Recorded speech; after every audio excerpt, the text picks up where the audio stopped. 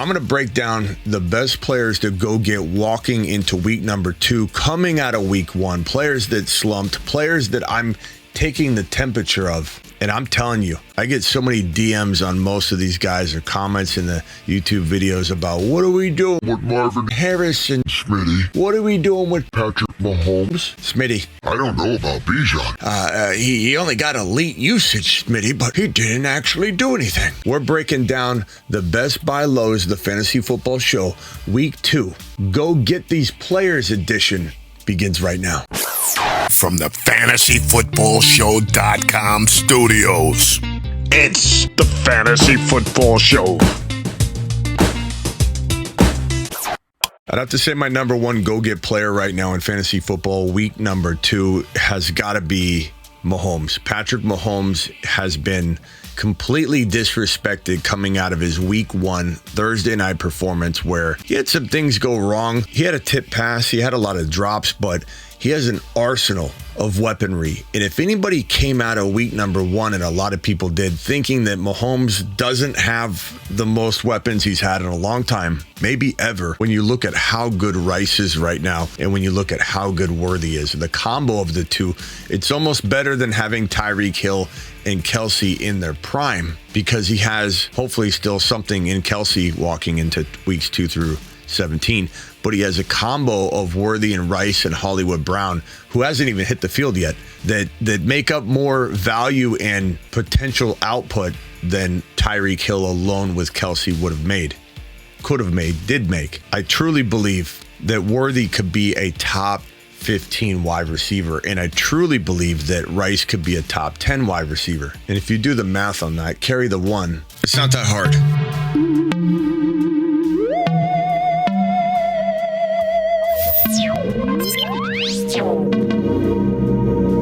I think you get a guy that's going to throw for 40 to 45 passing touchdowns, a guy that's going to score between 44 and 49, 50 total touchdowns when you account for him probably running in 3 or 4 or 5 touchdowns. He ran none in last year. Patrick Mahomes to me is the definition of buy low walking into week number 2, because we saw the weaponry, the arsenal, the attack, and it looks wonderful. The output wasn't there, and for some reason, a knee-jerk reacting Panic Peter, a worried William, an angry Angus is sitting there going, I needed 4 touchdowns. Where are my touchdowns? Baker's scoring more than Mahomes. Go get Mahomes now. You will never be able to get him cheaper than you can get him right now. This goes for Dynasty too, but this guy didn't do what people thought he was going to do in week 1. And the reason why people will sell him, and the reason why people can't see through the smoke here, is that he just had a bad year. He just came off a year where he very much disappointed people, having 0 rushing touchdowns, only 27 passing touchdowns, 4183. He was QB7, and his first game out of the gate in 2024 was a kind of dud, a similar effort to what he did all last year. And it just has a trigger effect with people where they think he's going to continue to be disappointing.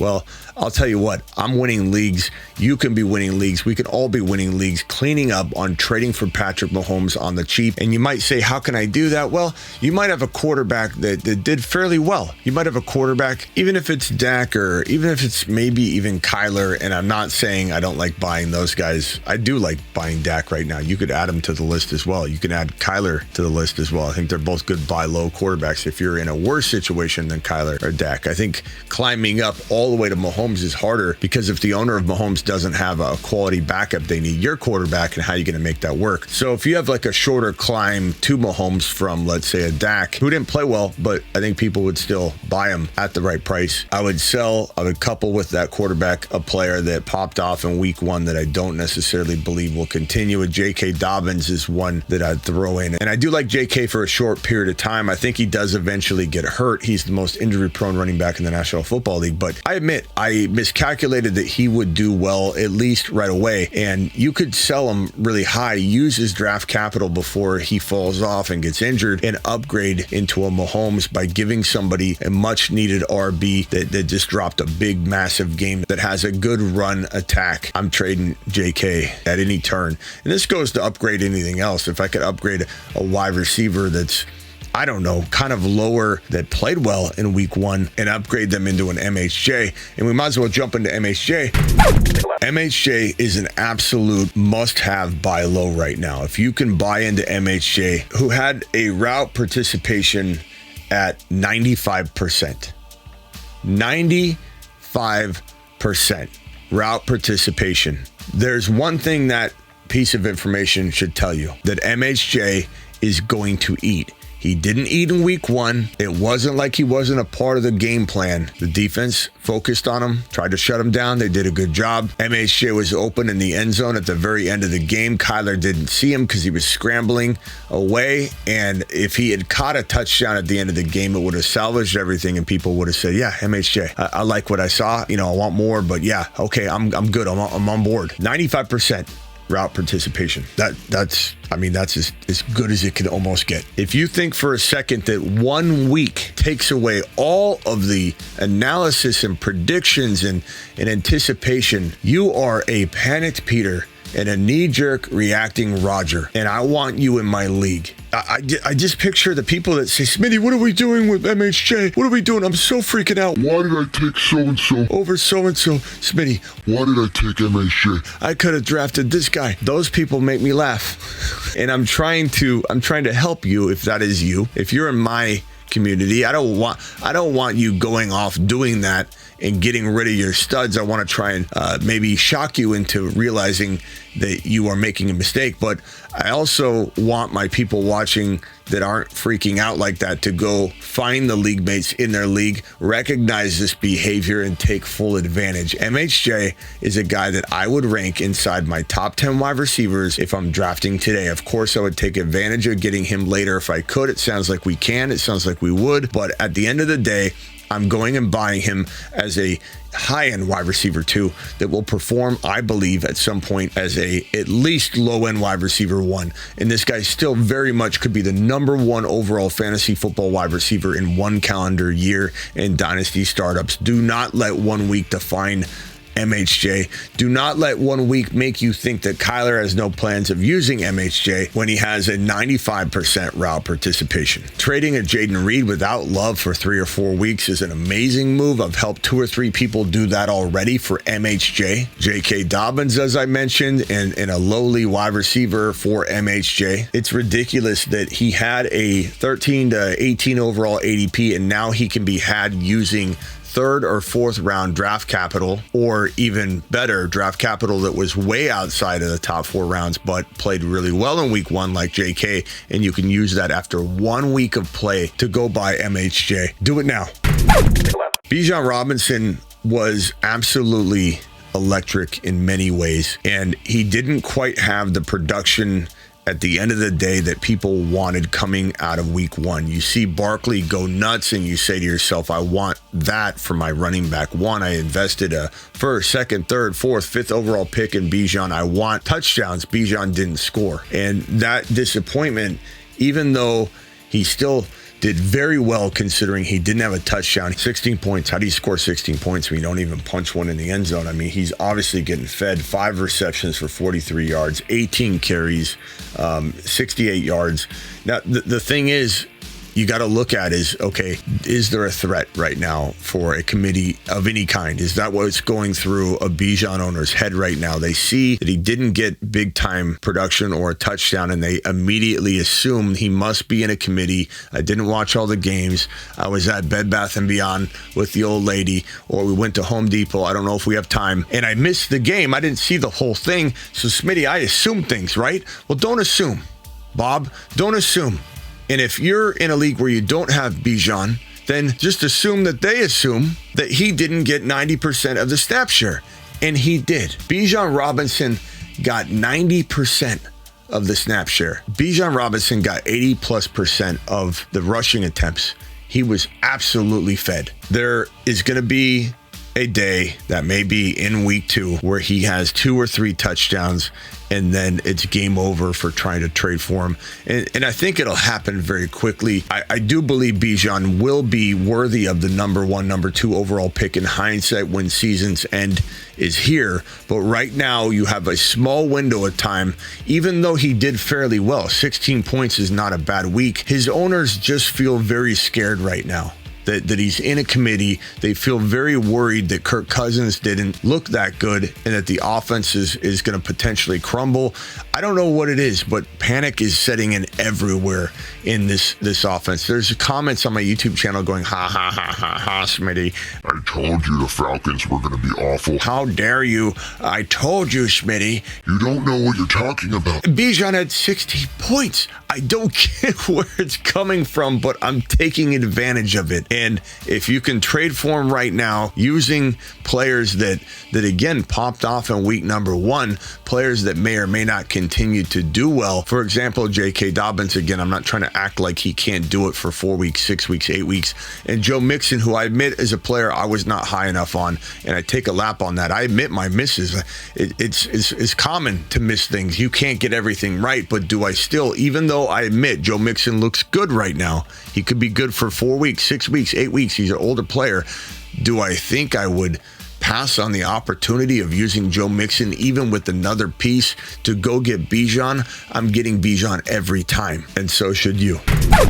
Ja'Marr Chase, I mean, he disappointed owners in several ways. I think he's a good buy low. I see people taking Jameson Williams, who we loved on this channel, by the way. J-Mo, we're big fans of J-Mo. We've talked him up all offseason. We know he's going to have a big year. We knew he was going to have a big year. We know he's going to continue to have a big year. But there's a line where you say, okay, line drawn, I still want Ja'Marr Chase. Line drawn, if I have to give up something significant, I still want to go get Amon-Ra St. Brown, who had a bad game, and people are freaking out about Amon-Ra. They're like, oh my God, J-Mo's the number 1 now. People are panicked all over the place. And if I can make that kind of maneuver, J-Mo and JK, players like that together to get Amon-Ra, yes, I would give both of them easily for Amon-Ra, for Ja'Marr Chase, for Gibbs, for Kyren, who I also think is such an amazing player to go get right now. Yes, I would do that. I would give up and surrender players like that with ease. Kyren Williams looked fantastic in spots during the Sunday evening game. I think that we wanted more. He got the touchdown punched in, and everybody started to feel at ease with it. But I'm still seeing a lot of chatter about how Kyren isn't going to stay healthy, or the offense doesn't look really good. They're going to run multiple running backs. Ronnie Rivers is now involved, and instead of saying, okay, well, that's bad for quorum, people are like, now there's 3 running backs that I got to worry about. And that's not the case. McVay loves Kyren Williams. Kyren Williams, this whole punt return fiasco didn't affect him at all.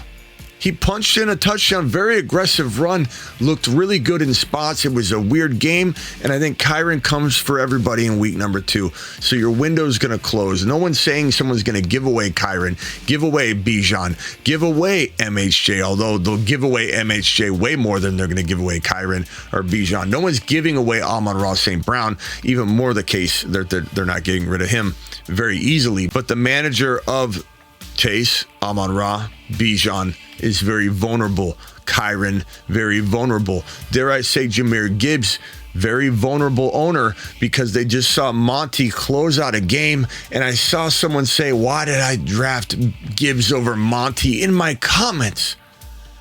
I said 2 people worded it slightly different. Why did I take Gibbs over Monty?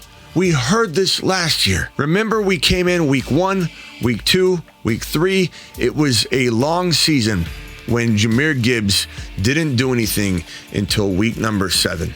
I had people coming into my YouTube channel in the comments in the live stream saying, I'm unfollowing you, Smitty. I can't believe I drafted this bum. He's not going to do anything. Monty's the guy. Look at this start. It was awful. I admit, I was sitting there going, how long is this going to happen? Because this is rough hearing everybody think that this isn't going to turn into what it was going to turn into, what we knew it would be. And then look, week 7 on, he exploded. Monty came back after this bye week, and Gibbs was still running back 2, running back 3, running back 3, running back 3. He had 6 top 3 running back finishes, tying Christian McCaffrey last year. No one was better than McCaffrey and Gibbs in terms of top 3 running back finishes. But for whatever reason, people freak out and they knee-jerk react. And we're already seeing it with Monty and Gibbs right now. And while I don't think it's going to be possible to trade for Gibbs on even somewhat of a remotely cheap level in every league, it's certainly something that I'm seeing more than I should be seeing, so take advantage of it. Kincaid, I'm buying low on Kincaid. I don't care if people think he'll never unleash the dragon. He's going to unleash the dragon in week 2 or week 3, whatever the case may be. Josh Allen's going to turn him into a monster. The vacated targets are there. Keon Coleman's going to consume a lot of them. And on the note of Keon Coleman, we look at, this 58% vacated targets in Buffalo, second most in the NFL. This guy comes into week number 1 and he's the number 1 wide receiver in route participation. He's the number 1 wide receiver coming out of week number 1. It wasn't flashy. He didn't get some of the opportunities we may have wanted. A touchdown would have been nice. He was targeted on a touchdown. It almost went down. And if it did, it would be a whole different story and ball game. But I love that he was the number 1 wide receiver when you look at the data.